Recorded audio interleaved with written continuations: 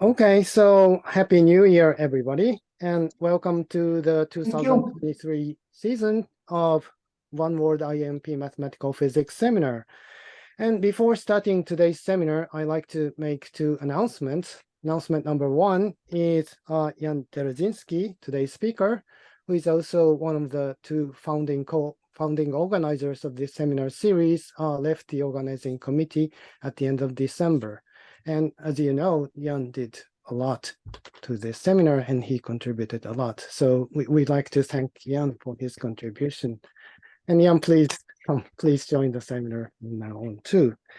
And announcement number two is about the new member of organizing committee. And we have now young member Ian Jocelyn, who joined recently. And actually he's already working as an organizer, and probably you have seen that our webpage has been renewed and looks great now, but Ian did it alone very quickly. So Ian seems to be not here, but Ian, we are looking forward to working with you.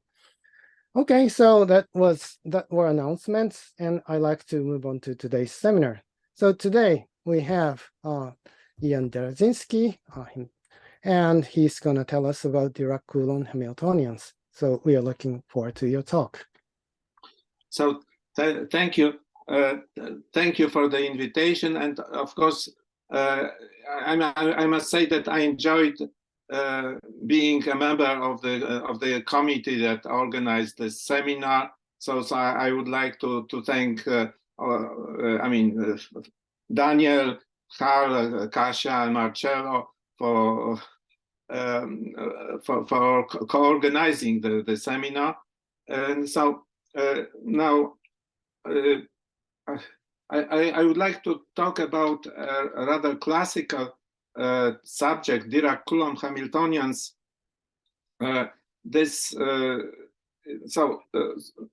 Suppose you have electrons and photons in the presence of an infinitely heavy point charge. Then we have a theory to describe them. This is QED in the external field, in the external Coulomb field. Now, the physical quantities can be computed perturbatively by Feynman diagrams. Of course, the resulting series is most probably divergent, but still the first few terms give very good predictions. So for instance, one can compute inclusive cross sections and the famous lump shift, which is considered to be one of the biggest achievements of 20th century physics.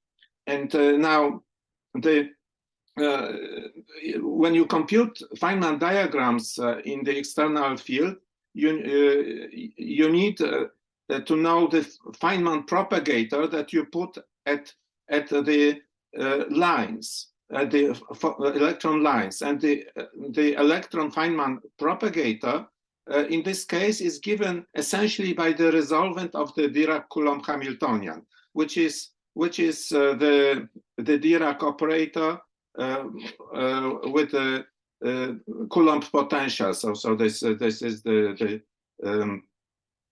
Dirac-Coulomb Hamiltonian. So it acts on spinor valued functions on R3. Alpha, I, and beta are the standard Dirac matrices, and P is the momentum operator. Now it turns out that this operator. So I will not speak about QED anymore, but so I will just discuss this operator. And it turns out to be a rather tricky operator. It is sometimes not obvious how to interpret this expression as a Selfadjoint operator, and the physical properties depend on the choice of a Selfadjoint realization. So, for instance, eigenvalues, which are, have physical meaning. Now, the usual approach to unbounded permission operators is to find a domain on which the operator is essentially self-adjoint. And then we have a unique self-adjoint realization. Such an approach works, for instance, for the Schrödinger-Coulomb Hamiltonian. So if we perturb the Laplacian by the Coulomb potential, where there is the essential self-adjointness on smooth, compactly supported functions follows from the Cato-Relish theorem. Now, the situation is much more complicated for Dirac-Coulomb Hamiltonians. And there exists a very large mathematical literature about self-adjoint realizations of Dirac-Coulomb Hamiltonians. So here I'm listing a few names, starting with Cato. But the literature is really, numerous and many many famous authors contributed. Now let me sketch the situation which what you can find in this literature. So the direct application of the Cato-Relish theorem yields essential self-adjointness for small coupling constants for lambda less than 1/2. Now, more refined methods extend this slightly further. So for the coupling constant less than the square root of 3/2. Now, for larger coupling constants, the essential self-adjointness breaks down. But still, this is not the end of the story. There is an interval where there are two distinguished self-adjoint realizations. One can argue that one of them is sort of more physical than the other. Then there is a borderline case where when the absolute value of lambda is 1. And then there is only one distinguished self-adjoint realization. And for larger coupling constants, there are no distinguished self-adjoint realizations. But in all this region, there is always a one parameter family of self-adjoint realizations. So, and sometimes some of them are distinguished, and so this is the situation.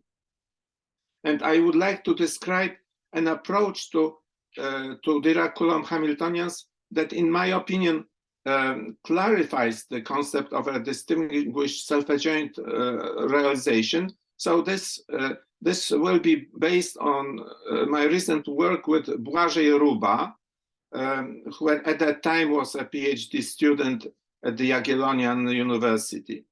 Now, the key elements of our approach are the homogeneity and the holomorphy.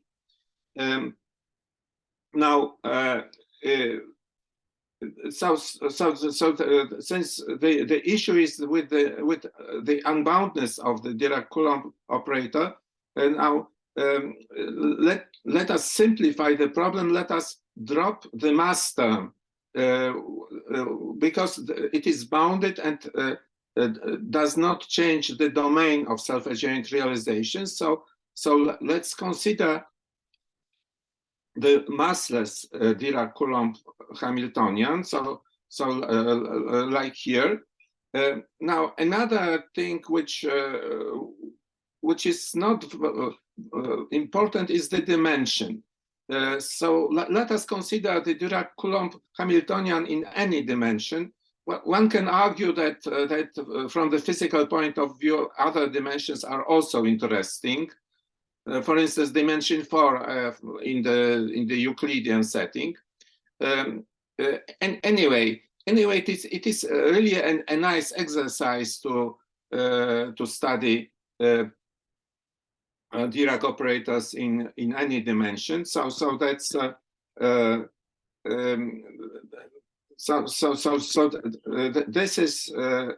this is our main interest.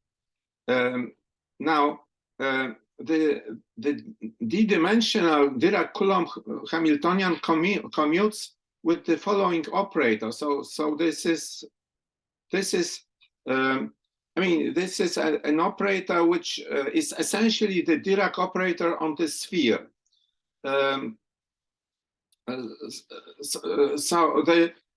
This operator has eigenvalues which are described here. So these eigenvalues, there are positive and negative eigenvalues. So they start at d minus 1 over 2, and then you can add any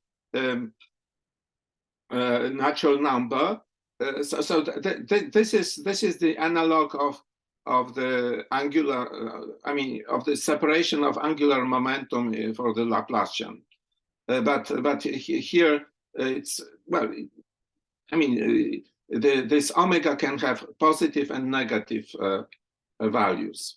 After separation of angular variables, one obtains the one-dimensional Dirac-Coulomb Hamiltonian. So the one-dimensional Dirac-Coulomb Hamiltonian, it acts on spinors on two-dimensional spinors. So the Hilbert space is L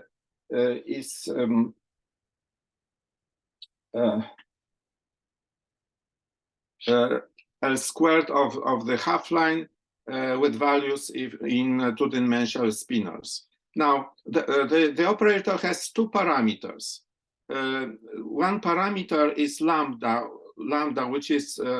which comes from the Coulomb potential, and the other is omega. Now omega comes from eigenvalues of the Dirac operators on the sphere. So it comes from, it is essentially the value of the angular momentum, but also, I mean, so this comes from here. So depending on the dimension, it means so it depends both on the dimension and the angular momentum. And we will allow these parameters to be complex. This is not very important, but why not? I mean, so we are interested not just in self-adjoint realizations, but in any closed realization of these operators. And so this is, I mean, this will be our main object. So and please interrupt me. I mean so please interrupt me if anything is not clear. So the theory of Dirac-Coulomb Hamiltonian is closely related to the so-called Whittaker equation. The Whittaker equation, which is essentially, I mean, which is closely related to the confluent hypergeometric equation, is written here. This is essentially the eigenvalue equation for the Schrödinger-Coulomb Hamiltonian, and it is well known that it is exactly solvable, and in particular, it has two distinguished solutions called Whittaker functions. So one Whittaker function is distinguished by its behavior near zero. So it has it has a nice behavior near zero, a power-like behavior, and we will call it I. And the other has a nice behavior at infinity. It decays exponentially times a power function. So now you can express everything, well, many things about Dirac-Coulomb operator in terms of the Whittaker functions. Now there are several regions of the parameter space. So the easiest region is described here, and it will be explained. But so if the real part of the square root of omega squared minus lambda squared is greater than 1/2, then the operator, the Dirac-Coulomb operator, has only one closed realization. So in particular, if omega and lambda are real, then it is essentially self-adjoint on smooth, compactly supported functions. Besides, it is homogeneous of degree -1. Now,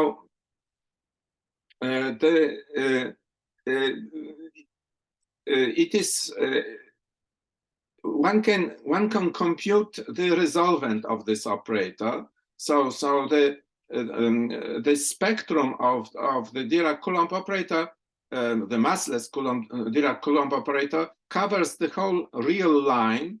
So the resolvent set splits into the upper half plane and lower half plane, and you have complicated but explicit formulas for the resolvent. So I know that well, I think it is nice to see that you have concrete expressions. I mean, you don't have to study these expressions, but everything is explicit in terms of Whittaker functions, and as you see, here you have some matrices because it. I mean, the operator is a 2x2 matrix. So T denotes the transposition. So I mean, theta is the Heaviside function. So you have an explicit formula. And I'm introducing another parameter, which is mu. Mu is the square root of omega minus lambda squared. Now actually, there is an ambiguity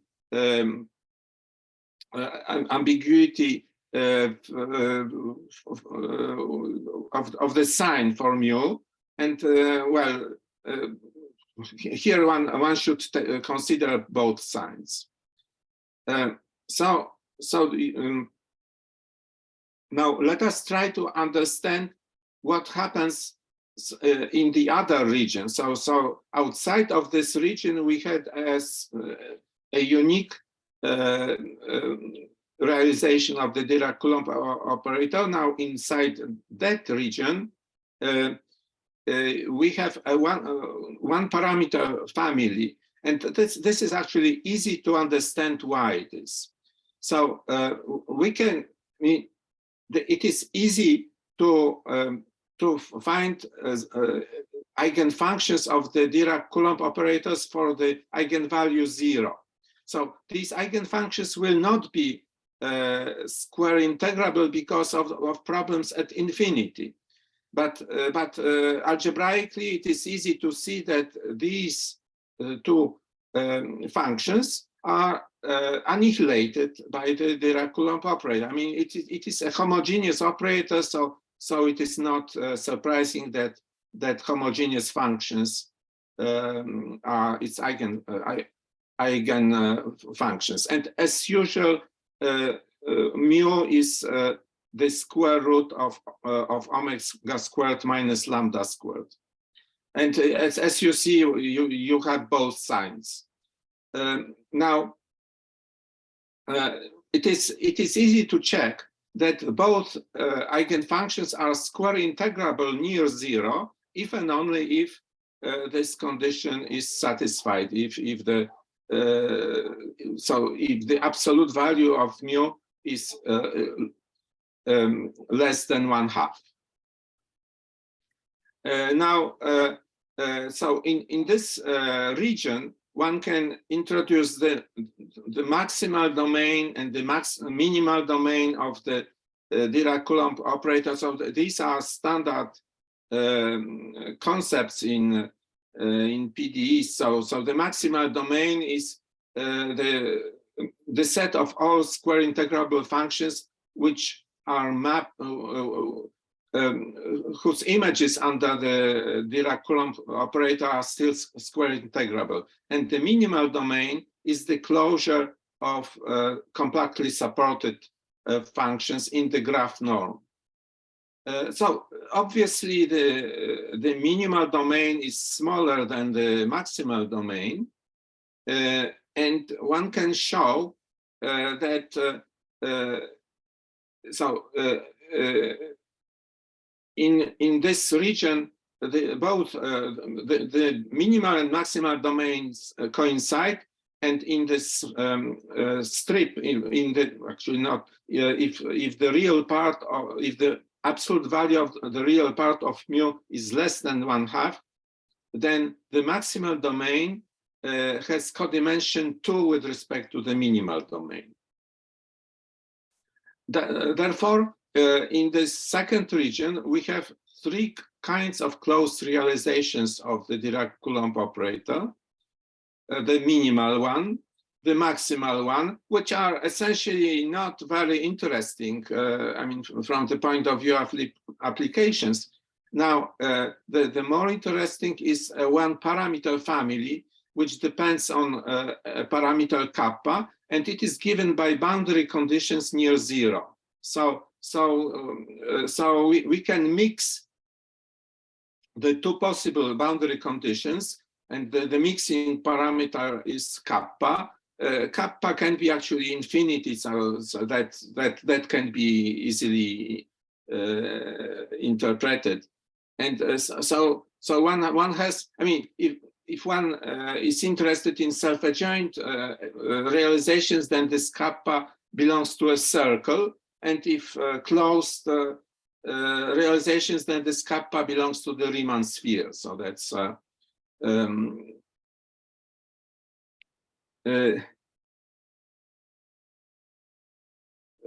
now let us go back to this region where the Dirac-Coulomb Hamiltonian has a unique closed realization,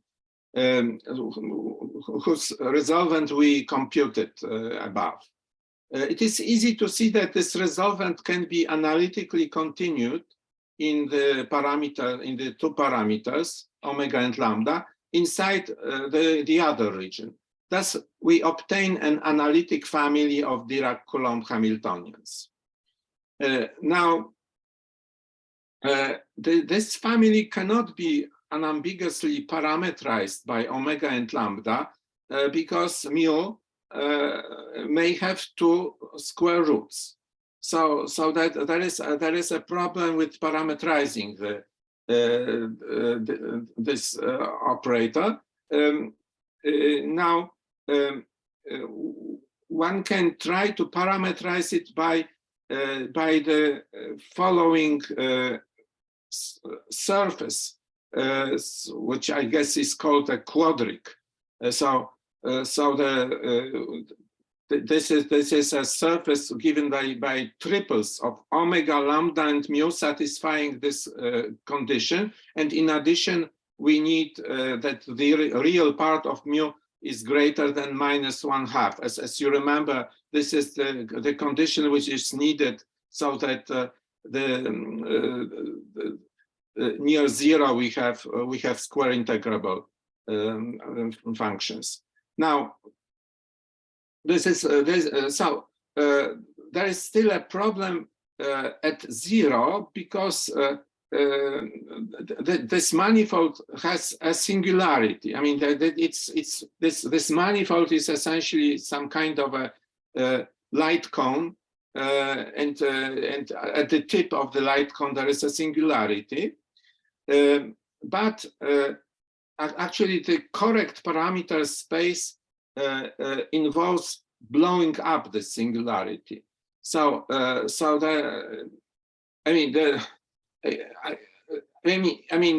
this is the only. This is probably standard in algebraic geometry. I know almost nothing about algebraic geometry, and this is the only application of algebraic geometry to mathematical physics that I really know. but here it's quite nice. I mean, you can blow up. So you can introduce a true manifold which includes this tip, and it is described here. So thus we obtain a holomorphic family of homogeneous Dirac-Coulomb Hamiltonians on this funny manifold. And so this manifold is, well, it is described here rigorously, but it is essentially this quadric with a special treatment of the zero singularity, with blown up singularity. Now, so we obtain a distinguished holomorphic family of homogeneous Dirac-Coulomb Hamiltonians. Now, these Hamiltonians have homogeneous boundary conditions at zero. So the boundary conditions behave like the mute power of x times, of course, an appropriate vector, but that's so here there is an attempt to I mean, there will be a few pictures in my talk, which I think is I mean, in modern times this is a must. So let me. So this is the first picture. And so of course the parameters are complex, but still this is a real I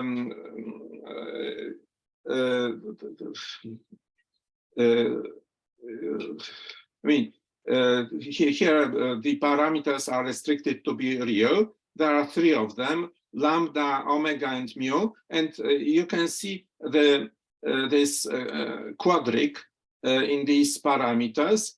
Now, not the whole quadric is relevant for our operator because of this condition. The mu has to be greater than minus 1/2. So mu is on the vertical line. So here our manifold starts. Now actually it is natural to divide it into three regions. So there are two regions between 0 and 1/2 where this manifold projects down to the omega lambda space, and in the yellow region it has a unique projection. Now in the blue and red region, it's at 2 points are projected to the same thing. So that's I mean, so this is the idea behind these colorings. Now on the next slide, we would like to show the phase diagram of operators for various omega and lambda, again for real omega lambda. And so as we will see, there are 5 regions. So omega and so omega is on the horizontal line, lambda is on the vertical line. Now this singularity is in the middle, so the omega equal to lambda equal to 0. Then the blue region, the blue region corresponds to the I mean, in the blue region there is only one Selfadjoint realization of the Dirac-Coulomb Hamiltonian. Then one crosses the hyperbola and one enters the region which is purple. In the purple region, this manifold goes like this. I mean, there are so that in particular there are two distinguished self-adjoint realizations of the Dirac-Coulomb Hamiltonian, because distinguished means coming from this homogeneous realization. Then there are two crossing lines, and on these lines, this manifold goes. How would you say it in English? I mean, it goes vertical and then flips over, and above the yellow region there are no homogeneous realizations. So that this is the region where there are no distinguished self-adjoint extensions. So another thing which is shown on this picture is the lowest positive eigenvalue of the operator of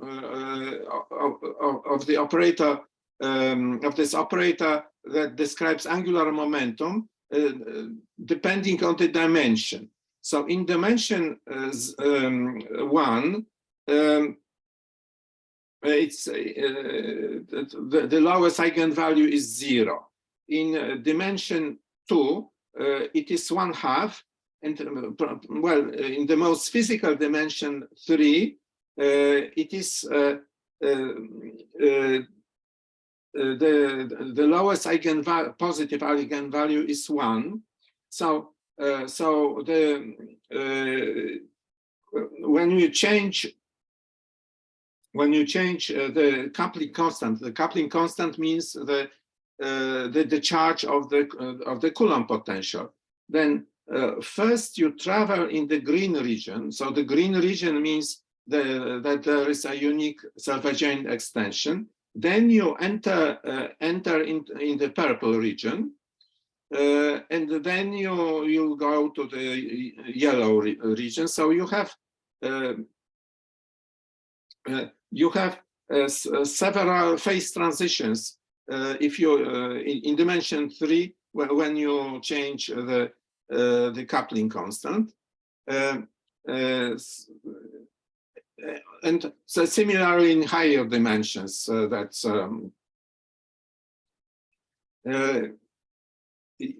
now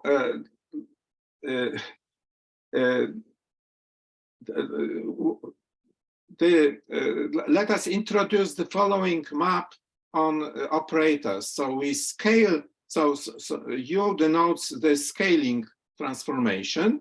So suppose you scale an operator, and you also include this exponential. We will call it the renormalization group. I mean, this is a very big name for a rather simple transformation. Now, operators homogeneous of degree -1 are fixed points of this transformation. Now, this transformation leaves invariant self-adjoint realizations of the Dirac-Coulomb Hamiltonian, and here on this picture you can see 4 possible non-trivial situations how this renormalization group acts on the space of self-adjoint realizations. So region region A is not interesting because there is only one self-adjoint realization. Region B, in region B, we have two fixed points, and the renormalization group flow drives from one fixed point to the other fixed point. So one of them is a source and the other is a sink for the renormalization group. Then in region C, where is region C? Region C is this line.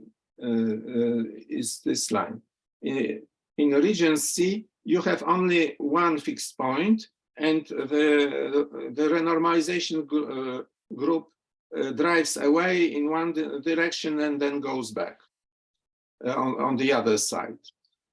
In region D is this blown up singularity. So it is, I mean, it is kind of trivial, and in particular, the renormalization group does nothing.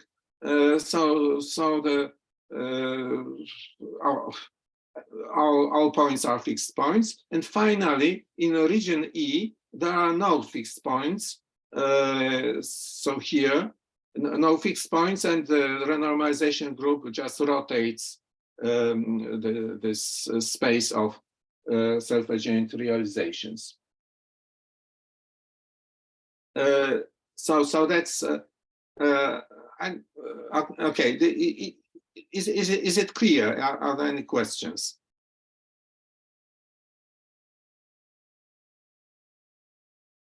Now, the massless Dirac-Coulomb Hamiltonian is not very interesting from the point of view of its spectrum, because the spectrum is always the real line. However, it is interesting as an example of scattering theory. In fact, one can diagonalize explicitly the Dirac-Coulomb Hamiltonian. So by diagonalizing, it means to find an operator which transforms the Hamiltonian to multiplication by a variable on the real line. So in fact, one can write it down to distinguished diagonalizing operators, which are denoted U plus minus P. P is the parameter. They are unitary, at least for self-adjoint, in the self-adjoint case. And so they are essentially wave operators, or if you prefer, Muller operators from scattering theory, more precisely from the long-range scattering theory. So there are two choices which correspond to the incoming and outgoing waves. And they are linked by the scattering amplitude. So the scattering amplitude can be computed. It's a relatively complicated expression in terms of gamma functions. Now you can compute now again I'm giving full details of formulas. You should not be frightened by that. But so one can compute, one can express these Muller operators as functions of the generator of dilations. So since the operators are homogeneous, it is not surprising that you can compute many things, and in particular using the generator of dilations. Well, it's actually so here there are these formulas. I mean, there are some strange functions involving hypergeometric functions, And there is also operator J. J is the inversion. This is a unitary operator. And now there is one thing which I think is quite instructive.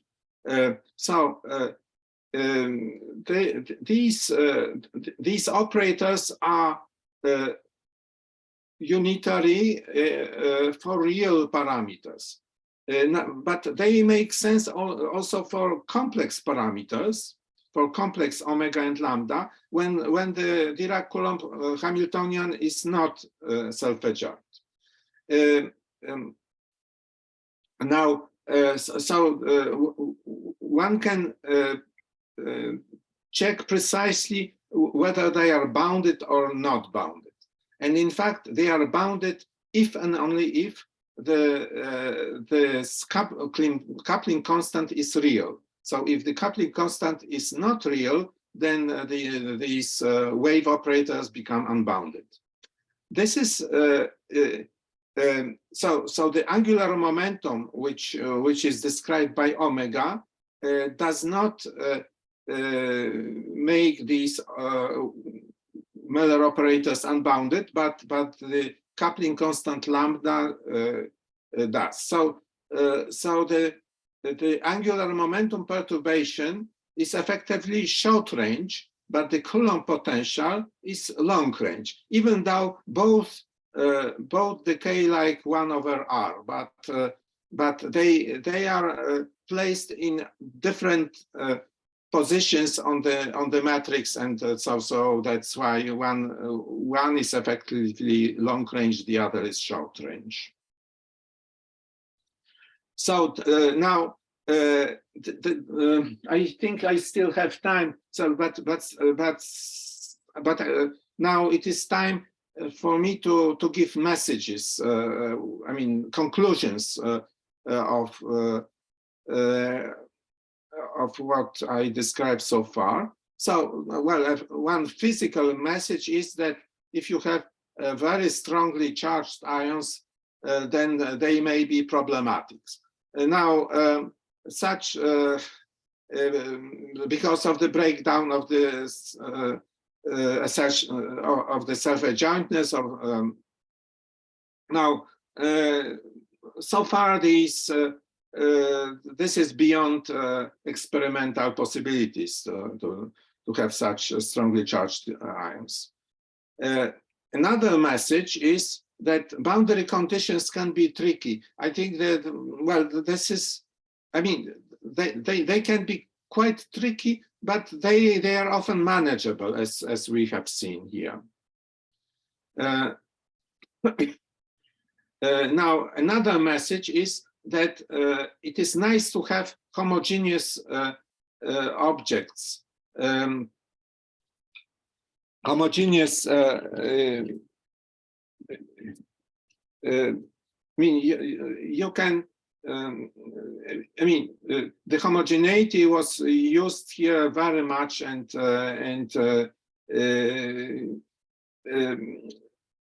now another message is it is useful to organize things in holomorphic families. So here we had a holomorphic family of some closed operators, and this is a good occasion to make nice pictures, and everybody, and in particular these pictures explain some rather non-trivial phase transitions, which is my fifth message, that simple mathematical objects may have unexpected phase transitions.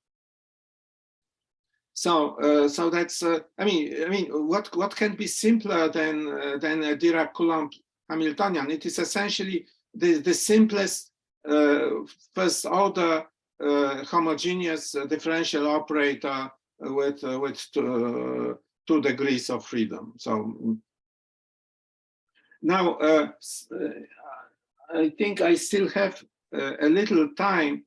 Ian, Can I Yes. ask a question? Yeah, so Yes. this is from curiosity, but so what kind of ion do you need to get sufficiently large lambda to have something strange? I think that this is the okay. I think this is the ion 100 and something. So this wouldn't be so big. So this is beyond what we can make in a lab, but still not far from it. Mm-hmm. Yes. What is the largest charge that they can have in lab? Do you know that? Well, I think the Mendeleev table nowadays ends at 100 and I don't know, 15 or something like that. But you need ions, right? Okay, anyway, yeah, let's go. Well, yeah. I mean, so I think physicists make experiments with hydrogen-like uranium, for instance. And uranium is I mean, what is the charge of uranium? It is some 80 or something like that. Okay. And so that's not so. Yeah. Okay. Thank you.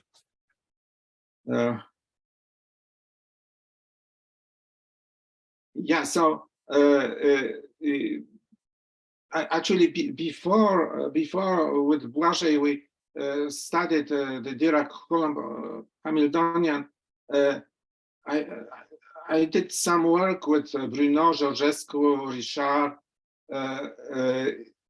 about the Bezel operator. The Bezel operator is a Schrödinger operator with potential 1 over x squared. So this is much easier than the Dirac-Coulomb, but it already exhibits a very similar picture of phase transitions.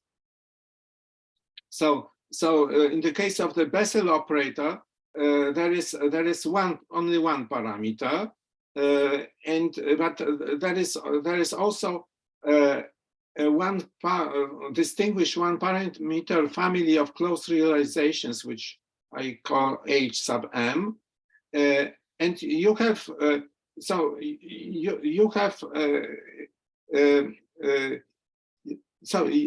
you have a similar picture.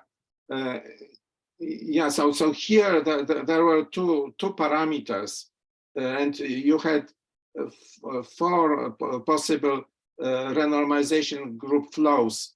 Now, in the case of the Bezel Hamiltonian, you have only one parameter, but you also you have actually 3 non-trivial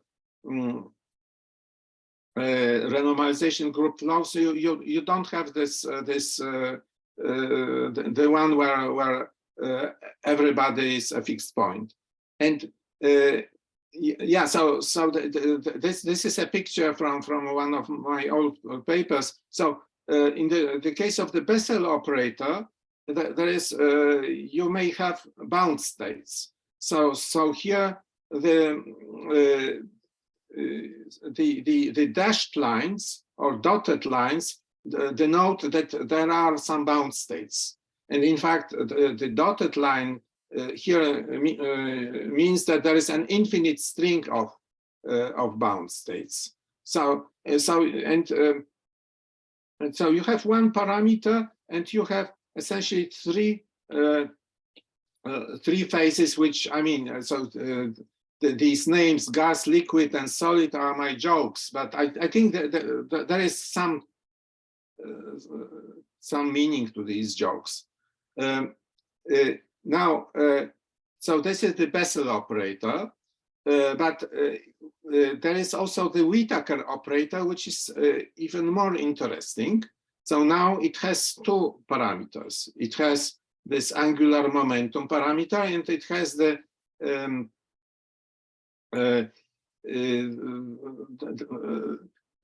coupling constant in front of the Coulomb potential. Now, I mean, here there is also a distinguished family of closed realizations. So this distinguished family has now two parameters. So I'm now describing results of Serge Richard and myself. Now you get a holomorphic family. It has some special boundary conditions near zero. So these boundary conditions are not homogeneous anymore because the Hamiltonian is not homogeneous. I mean, here they are described. It's a little bit more complicated. Of course, there is also a region where you may have mixed boundary conditions, and so they were analyzed by Fopin, Gurien, Richard, and myself. But now let me tell you one curiosity.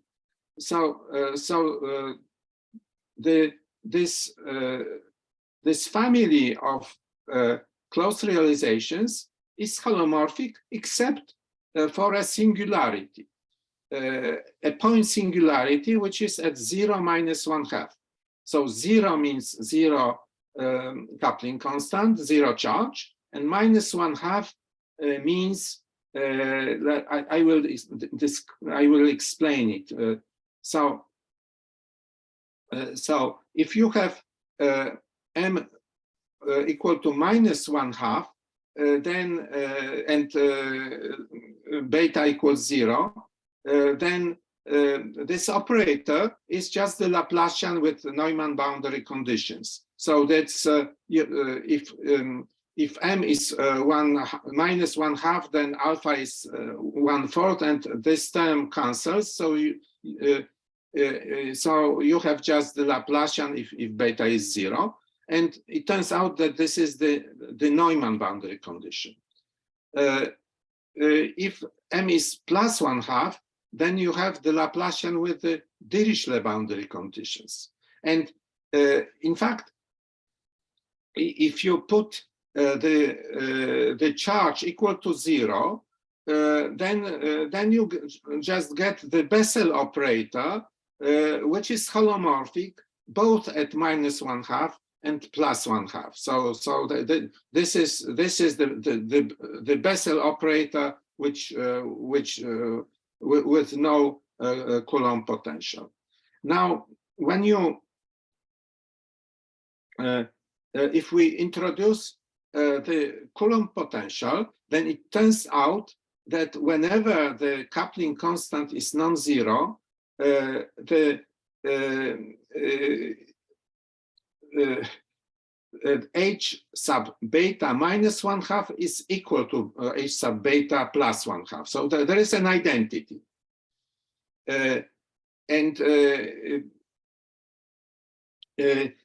So that's now, and the function, this function is holomorphic around this Dirichlet boundary condition,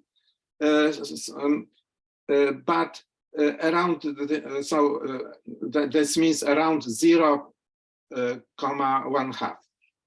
However, around 0 minus 1/2, it is not even continuous, because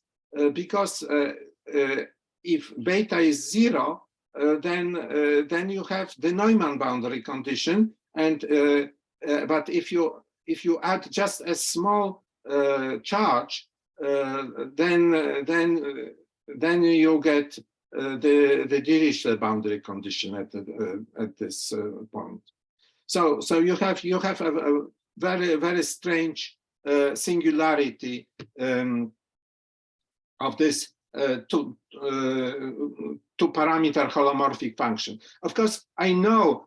I mean, I have never studied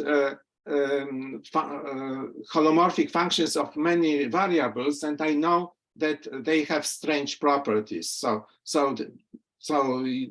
I mean, probably people should not be surprised that you have such strange properties of two-parameter holomorphic functions, but still, yeah, that's so. I think that this is all that I wanted to say. Thank you for your attention. Thank you, Ian, for the very interesting talk. So now it's time for questions and comments. Anybody, any questions?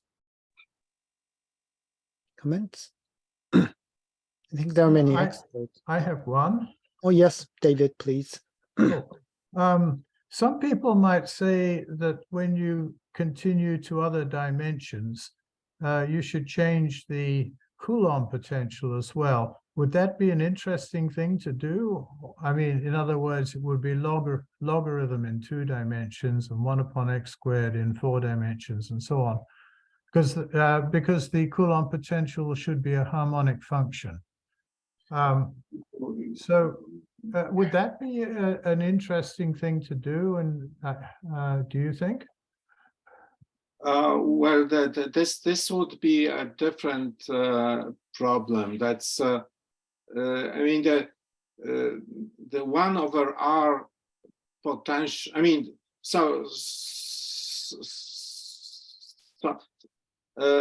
I mean there are very few exactly solvable one-dimensional Schrödinger operators, and you can list them. And essentially, you can solve the harmonic oscillator, including the centrifugal the centrifugal potential. You can solve the Coulomb potential, which I mean by which I mean 1 over r, including the centrifugal potential. And that's about. I mean, the list is very short. So I don't think that. I mean, it's. I know that from the point of view of exact solvability of scattering theory, Coulomb potential is 1 over r in any dimension. Okay. Hey, any other questions? Anybody?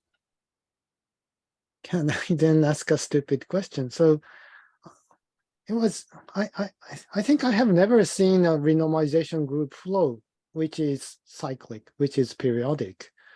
So physically speaking, what is going on when you have this periodic renormalization group flow? So if you start from some model, I mean, we understand what, I mean, if you have massless thing, then we can imagine having a fixed point. And then this theory doesn't change if you change the scale. But in case of this cyclic thing, what happens? This So okay, let me try to,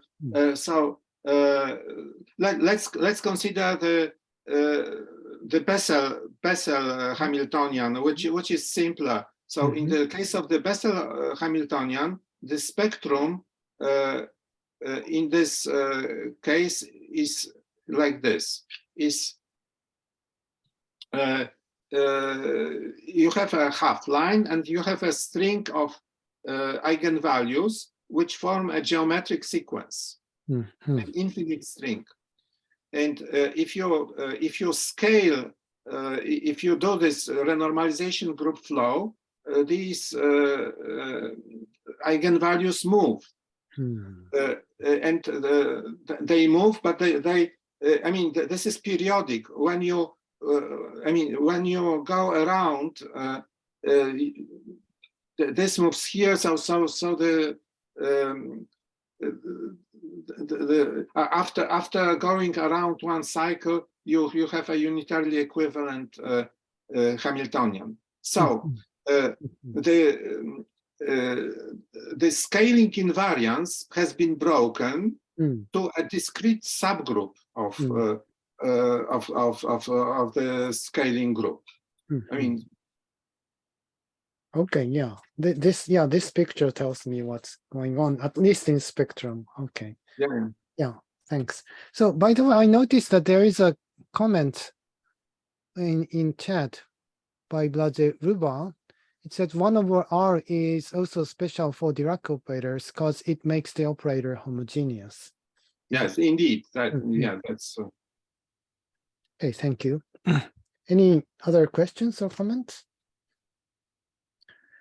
Okay, so if not, let's thank Ian for the beautiful talk again. Thank you.